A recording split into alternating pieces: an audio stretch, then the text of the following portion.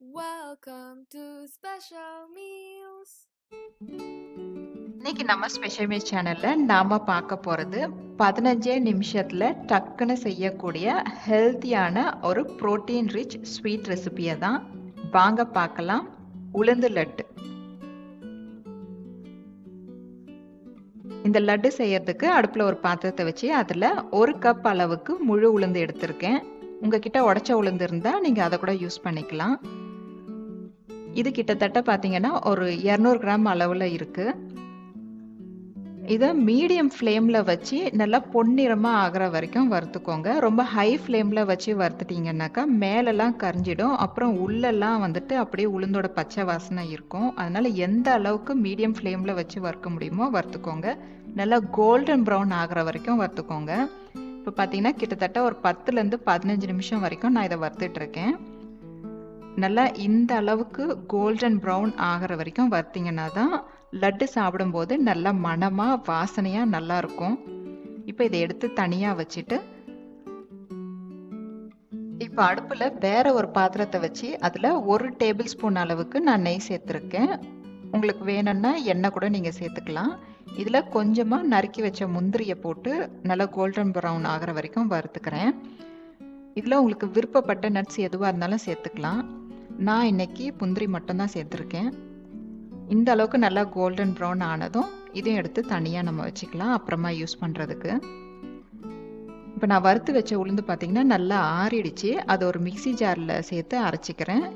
இதை எந்த அளவுக்கு அரைக்கணும்னாக்கா ரொம்ப நைஸாக அரைக்க வேண்டாம். நம்ம மிஷினெல்லாம் கொடுத்து அரைக்கிற மாதிரி கொஞ்சம் லைட்டான நொரப்பு இருக்கிற மாதிரி பார்த்து அரைச்சிக்கோங்க.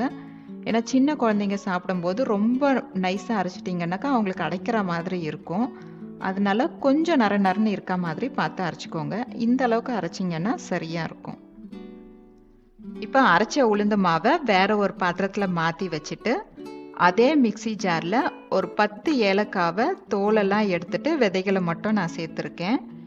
இந்த லட்டு செய்யறதுக்கு பார்த்தீங்கன்னா நான் எடுத்த 1 கப் உளுந்துக்கு 3/4 கப்புக்கும் கொஞ்சம் அதிகமான சர்க்கரை எடுத்திருக்கேன். இந்த அளவு சர்க்கரை சேர்த்திங்கன்னா நார்மல் ஸ்வீட்னஸோடு இருக்கும். சப்போஸ் உங்களுக்கு ஜாஸ்தியாக தேவைப்பட்டதுன்னா 1 கப் உளுந்துக்கு 1 கப் சர்க்கரை சேர்த்து அரைச்சிக்கோங்க.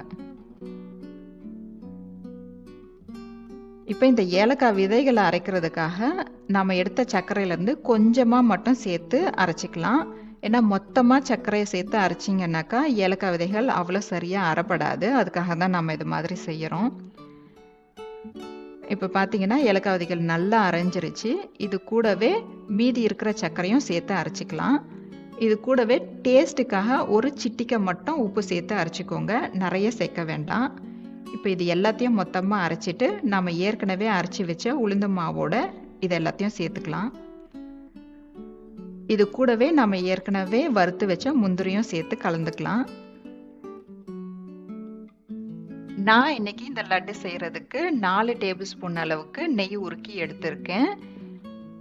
நல்ல நெய் சூடாக இருக்கும் போதே மாவோட சேர்த்து கலந்து லட்டாக பிடிச்சிக்கோங்க.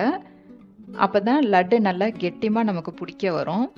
நீங்கள் எடுக்கிற நெய் எல்லாத்தையுமே மொத்தமாக ஊற்றி கலந்துடாமல் உங்களுக்கு எந்த அளவுக்கு லட்டு பிடிக்க நெய் தேவையோ அந்த அளவுக்கு கொஞ்சம் கொஞ்சமாக ஊற்றி கலந்து லட்டாக பிடிச்சிக்கோங்க. நான் இன்னைக்கு இந்த லட்டு சர்க்கரை சேர்த்து செஞ்சுருக்கேன். நீங்கள் விருப்பப்பட்டால் இதில் வெல்லம் சேர்த்து கூட செய்யலாம். லட்டு பிடிக்கும்போது நல்லா அழுத்தி கெட்டியமாக உருட்டிக்கோங்க. அப்போ தான் லட்டு நல்லா உதிராமல் நமக்கு கிடைக்கும்.